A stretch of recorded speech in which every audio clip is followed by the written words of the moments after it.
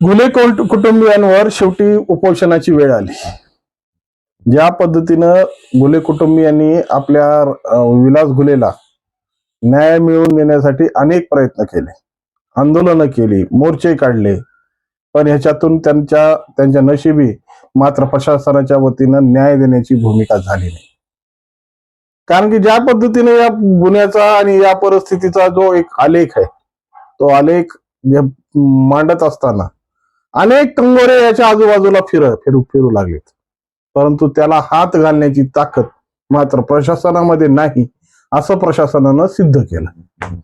त्यामुळं अखेर घुले कुटुंबीय उपोषणाला बसणार आणि या सगळ्या प्रश्नांना पुन्हा ऐरणीवर आणण्यासाठी शेवटी आमरण उपोषण हेच पर्याय ठरणार हे निश्चित झालंय. याबाबतच आपण विश्लेषणासाठी समोर आहेत. नमस्कार मित्रांनो, मी राजेश दुबे, मंथन मध्ये आपलं स्वागत आहे. रमेश घुले ज्या पद्धतीने आपली कैफियत मांडतोय आणि आपल्या भावाच्या न्यायासाठी ज्या पद्धतीच्या भूमिका घेतोय, खऱ्या अर्थाने ही भूमिका एका भावाच्या दृष्टीनं योग्य आहे. कारण की आपल्या भावाचा जो झालेला निष्पृह पद्धतीने वागणारा आपला भाऊ आणि त्याच्यावर झालेली अशी प्राणघातक हल्ला आणि हल्ल्यात त्याचा भाऊ गमावला, त्याचं दुःख त्याच्या कायम स्मरणीय आहे.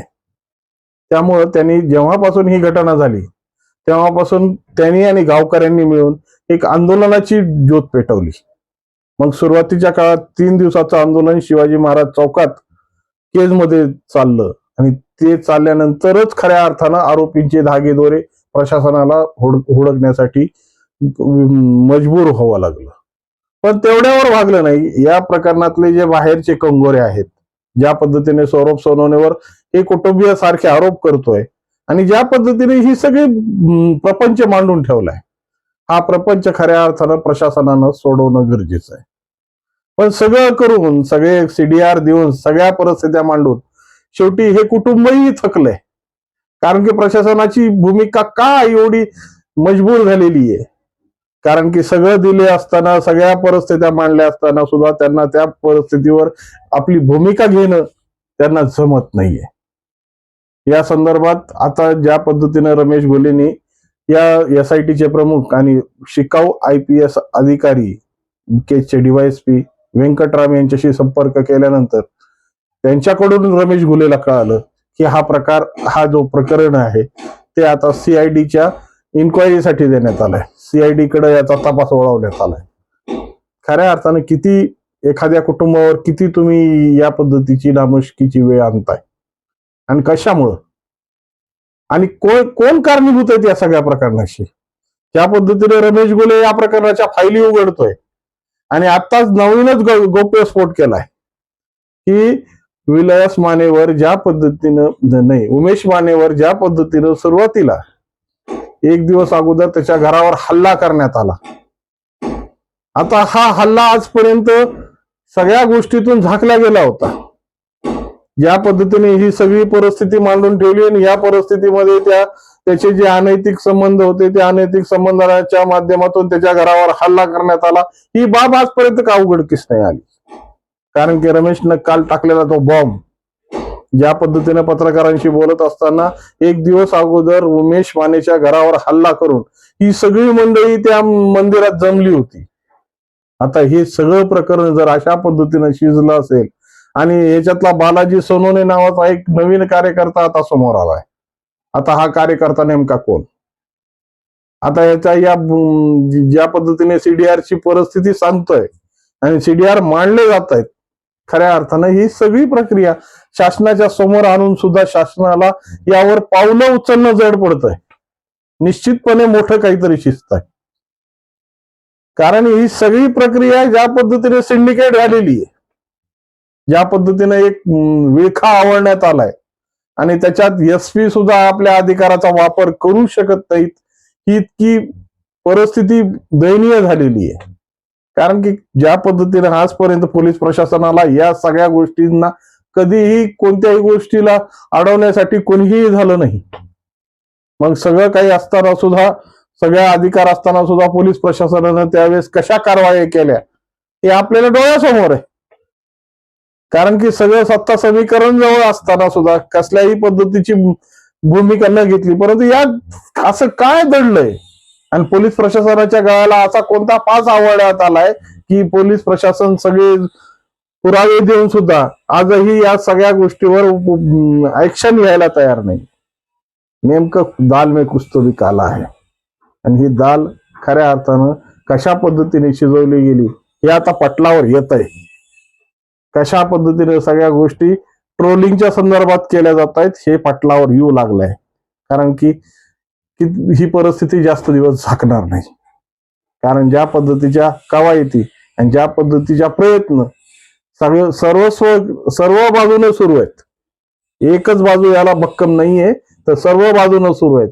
आणि या सर्व बाजूने सुरू असलेले प्रयत्न कशा पद्धतीने जिरवा आणि आडवा आणि जिरवा ही प्रक्रिया वापरताय ना हे आता पटलावर लपून राहिलेलं नाहीये.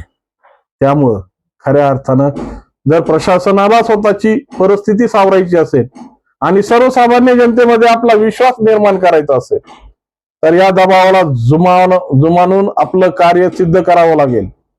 नाहीतर सर्वसामान्याचा या प्रशासनावरचा विश्वास कायमचा उडून जाईल. आणि ज्यासाठी आम्हाला लोकशाही आमच्यासाठी अंमलात आणली, ज्या पद्धतीने लोकांच्या भूमिकेसाठी लोकशाही आणली, त्याच्यावरचा विश्वास मात्र या दबाव तंत्राच्या पुढे पूर्णपणे हरून जाईल. परंतु ही सगळी गोष्ट असताना सुद्धा प्रशासन मात्र आपली बघ्याची भूमिका घेण्यासाठी विवश आहे. हे मात्र निश्चितपणे समोर येत आहे. आणि ज्या पद्धतीनं या विलासच्या न्यायासाठी रमेशला वारंवार आपल्या परिस्थित्या मांडून लोकांसमोर, प्रशासनासमोर आणि समाजासमोर आपली निष्पृहता सिद्ध करण्याची वेळ येते. रात्री जाऊन त्याच्या घराच्या कड्या वाजवल्या जातात आणि लोक म्हणतात चोर आले असते. तर ज्या पद्धतीने या प्रकरणाकडे बघत असताना एक वेगळ्या भूमिकेकडून समाज बघतोय. मग ह्याची खरी परिणिती काय आहे? का न्याय एकट्याच्याच मालकीचा असतो का? आणि न्यायाच्या भूमिका या सर्वांसाठी खुल्या ठेवल्या पाहिजेत.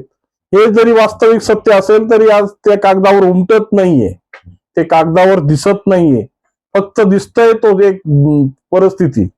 आणि सगळं असताना सुद्धा व्यंकटरामू यांचे हात बांधलेले होते, नवनीत कावंतांचे हात बांधलेले होते, आणखी कोणाकोणाचे हात बांधलेले, त्याने त्यांना फक्त बघण्यासाठी ही भूमिका समोर ठेवण्यात आलेली आहे. आता त्यांनी त्यांच्या मनाला तपासावं. रमेशने दिलेल्या सीडीआरच्या बद्दल तुमच्या जर मनात शंका असेल आणि रमेश जर खोटे पुरावे देत असेल तर त्याच्यावर गुन्हे दाखल करा ना. करा त्याच्यावर गुन्हे दाखल. की तपासाला भटकवण्यासाठी हा माणूस वेगवेगळ्या पद्धतीचे चाली करतोय. परंतु जर ते सत्य असेल तर ते सत्य तुम्ही स्वीकारणं गरजेचं आहे.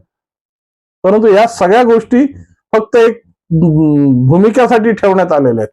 आणि या भूमिका कधी पार पडतील आणि सर्वसामान्य माणसांमध्ये हा विश्वास कधी निर्माण होईल, आता ही प्रशासनाच्या भूमिकेवर आधारित आहे.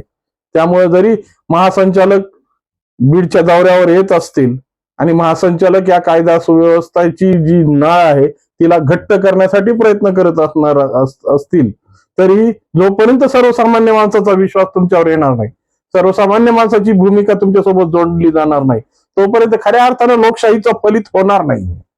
त्यामुळं जी घटना आहे, जे वास्तविक सत्य आहे, कारण की निरपराधाला शिक्षा होणं हे कुणालाही मान्य नाहीये. पण जर अपराधी भूमिकेत जर असतील तर 100% शासन झालं पाहिजे, परिस्थिती आवडली पाहिजे आणि प्रशासनाने आपल्या कारवाया योग्य त्या रीतीने केले पाहिजेत. जर रमेश चुकत असेल, रमेश ज्या पद्धतीचे सीडीआर तुमच्या समोर मांडून ज्या पद्धतीच्या कैफियती मांडतोय त्याच्यात तथ्य आढळत नसेल तर खऱ्या अर्थाने रमेशवर गुन्हे दाखल करा. त्यासाठी कुणीही तुम्हाला या भूमिका अडवत नाहीये. परंतु परिस्थिती असताना सुद्धा आणि सगळे पुरावे सत्य असताना सुद्धा तुम्हाला कारवाई करायची नसेल तर खऱ्या अर्थानं तुम्ही तुमच्या मनावर खूप मोठा वज आहे आणि ते वजाच्या नादात तुम्हाला काही करणं आता शक्य नाही हे सिद्ध करा, घोषित करा. आणि सर्वसामान्य माणसाचा जो विश्वास ठेवलेला आहे तो शेवटी झुंडशाही समोरच गुंडशाही निर्माण करते हे सिद्ध करून मोकळे व्हा. या संदर्भात तुम्हाला काय वाटतं आणि या संदर्भात तुमच्या काय भूमिका आहेत त्या निश्चित कॉमेंटच्या माध्यमातून कळवा. आणि व्हिडिओ आवडला असेल तर लाईक, शेअर आणि सबस्क्राईब करायला विसरू नका. नमस्कार.